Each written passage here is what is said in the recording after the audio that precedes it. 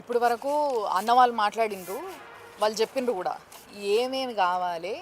అసలు నీ ఆఫీస్లో సీసీటీవీ కెమెరా ఫుటేజ్ ఏది? నువ్వు ఏదో ఒక బొమ్మ వేసి నేను సహాయం చేసేసిన, చలో చూడుండ్రి, ఇగో నాకున్న పెద్ద గుండె ఎవరికి లేదు దునియాలో, ఇట్లా ఇట్లా ప్రచారం చేసుకుంటున్నావు కదా. అదంతా బయటకు వచ్చినప్పుడు తెలుస్తుంది అదేంది, దేనికోసం చేస్తున్నావు ఇదంతా కూడా. బట్ నిన్ను ఒక్కటే మాట అడగాలనుకుంటున్నా మల్లన్న, నేను మళ్ళా కూడా నీకు దమ్ముంటే ధైర్యం ఉంటే సమాధానం చెప్పు. ఆల్రెడీ ఇంతమంది జర్నలిస్టులు అడిగినరు, ఏ ఒక్కదానికి సమాధానం లేదు.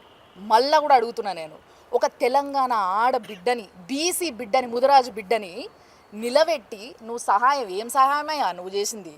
20,000 సహాయం అంటున్నావు, సరే చేసినావు సహాయం, నిలబెట్టి మీదికెళ్ళి తెలంగాణలో ఆడబిడ్డ మన అంటే అన్న కాలు మొక్కుతుందా? ఏడ మొక్కుతుంది? అంటే రజాకారులు నెత్తికెక్కి కూర్చుంటారా నీకు? బలిసింది బాగా నీకు, అందుకోసం నువ్వు ఇట్లా చేస్తున్నావు. ఏ ఒక్కదానికి సమాధానం నువ్వు బయటకు వచ్చి చెప్పగలిగితే ఆ రోజు చేస్తా నీ పని, చెప్తున్నా నేను. ఇప్పుడు వరకు ఎన్ని ప్రశ్నలు అడిగినా, ఒకరోజు ఇంటర్వ్యూ పెట్టి అడిగినా, ఒక్కదానికి సమాధానం చక్కగా చెప్పలేవు. మొన్నొక రోజు రజాకారులు అంత గొప్పలో వాళ్ళు లేడు అసలు దునియాలో అన్నట్టు మాట్లాడినావు, ఆ రోజు అడిగినా దానికి సమాధానం చెప్పలేవు. ఇప్పుడు ఈ బిడ్డ చనిపోయిండు, ఏంది మరి ఆ పిల్లగతి ఏంది, దాని గురించి అసలు ఏం జరిగింది, నీ ఆఫీస్ ముందు ఎందుకు వచ్చి చచ్చిపోయిండు అనే దానికి సమాధానం లేదు. మీదికెళ్ళి కేసులు పెడతావు నువ్వు. కేసులు ఏం భయపడతారు అనుకుంటున్నావు అందరు నీకు? ఇంకొకసారి మళ్ళా చెప్తున్నా, పిచ్చి పిచ్చి కథలు చేయకు. బీసీ పోరాటం చేస్తే చిత్తశుద్ధితో చేయి, అందరం నిలబడతాం వెనకాల. మేమందరం కూడా బీసీలం ఉన్నాం. ఇలా బీసీల కోసం నువ్వు పోరాటం చేస్తే నీ వెనక ఫస్ట్ నిలబడేది నేను, లేకపోతే చేసేటందుకు వేరేళ్ళు వస్తారు. నువ్వు అవసరం కూడా లేదు, నువ్వేదో ఉద్ధరిస్తున్నావు అనుకుంటున్నావేమో. దాన్ని చిత్తశుద్ధి లేని నీ బీసీ పోరాటం ఎవ్వడికి పనికిరాదు. నేను అడిగినా కూడా నిన్ను, దీనన్నిటికీ సమాధానం చెప్పగలిగితే చెప్పు, లేదా నేను నీ ఆఫీస్కి వస్తా, కెమెరా పెడతా, అప్పుడైనా చెప్పు. మిత్రులందరికీ థ్యాంక్ యూ. నిజంగా ఇంతమంది సపోర్ట్ చేయడానికి ఈరోజు వీడికి వచ్చిండ్రు కాబట్టి. దీంట్లో ఏ ఒక్కదానికి ఇంతమంది అడుగుతున్నారు కదా, ఇంతమంది ప్రశ్నలకి ఏ ఒక్కదానికి సమాధానం నువ్వు చెప్పినా కూడా ఒప్పుకుంటానే అండి. ఈరోజు తెలంగాణ డిజిటల్ మీడియా అసోసియేషన్ తరఫున పెద్దలు మా అధ్యక్షులు పుప్పాల రజనీకాంత్ గారి ఆధ్వర్యంలో, బక్కా జడ్సన్ గారి ఆధ్వర్యంలో, మా మీడియా మిత్రులు అందరి ఆధ్వర్యంలో కూడా ఈరోజు ఎన్హెచ్ఆర్సీకి కంప్లైంట్ ఇవ్వడానికి రావడం జరిగింది.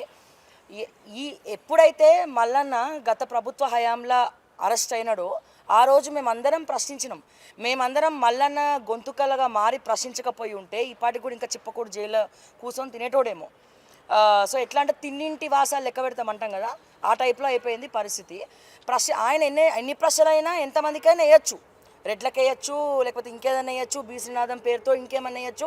అతని మీద కేసులు పెట్టద్దు, అతను బ్లాక్మెయిల్ చేసిన కేసులు పెట్టద్దు, కంట్రీ డిలేటోర్ దగ్గర మాట్లాడిన కేసులు పెట్టద్దు, ఎవరి దగ్గర పైసలు తీసుకున్న కేసులు పెట్టద్దు.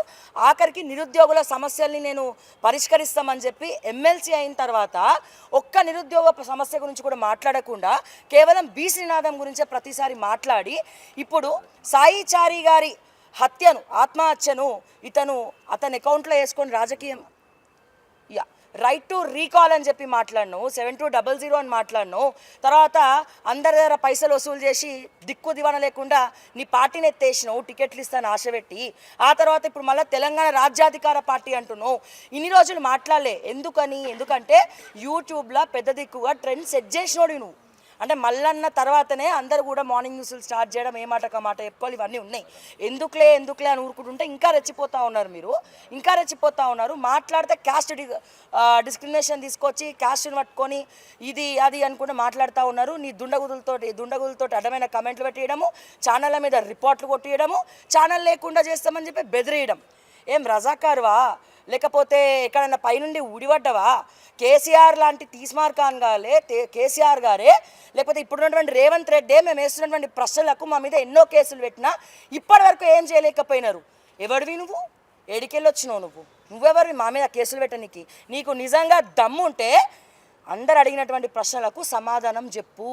ఓన్లీ మాట్లాడితే డిబేట్లల్లో నా ఫోటోకి వచ్చి దండం పెట్టిండు, ఇగో చూడండి, ఇగో ఈ విజువల్ చూడండి అని చెప్పి దండం పెట్టిన ఫోటో తప్ప ఇంకేమన్నా విజువల్స్ చూపిస్తున్నావు నీ ఛానల్? అట్లీస్ట్ నీ క్యూ న్యూస్లోనన్నా రిలీజ్ చేసిండ్రా? అసలు అతను పెట్రోల్ డబ్బా పట్టుకొని వచ్చిండా, అగ్గిపెట్ట పట్టుకొని వచ్చిండా, ఎట్లా ఎంటర్ అయ్యిండు, ఏడికెళ్ళి ఎంటర్ అయ్యిండు, బిల్డింగ్ దగ్గర సీసీటీవీ ఫుటేజ్లు ఉంటాయి కదా, రోడ్డు మీద సీసీటీవీ ఫుటేజ్లు ఉంటాయి కదా, పోలీసులు ఎందుకు బయట పెడతలేరు, మళ్ళీ క్యూ న్యూస్ ఆఫీస్లో ఎందుకు రిలీజ్ చేస్తలేరు? ఇవన్నీ అడుగుతుంటే నీకు మండుతుందా? మేకపోతు గాంభీర్యమా? 10 మందిని వేసుకొని బయట ఒక్కటి ఎక్కడ తిరగలేవు, 10 మంది లేకుండా మళ్ళీ మా మీద కేసులు పెట్టడానికి రెడీ అయ్యాను.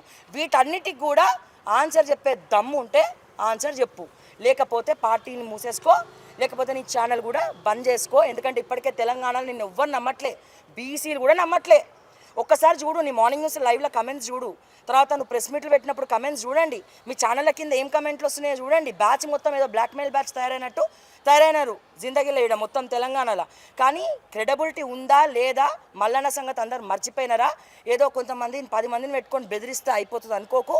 నీకు దమ్ము ఉంటే అందరు అడిగినటువంటి ప్రశ్నలకు సమాధానం చెప్తావని చెప్పి ఆశిస్తూ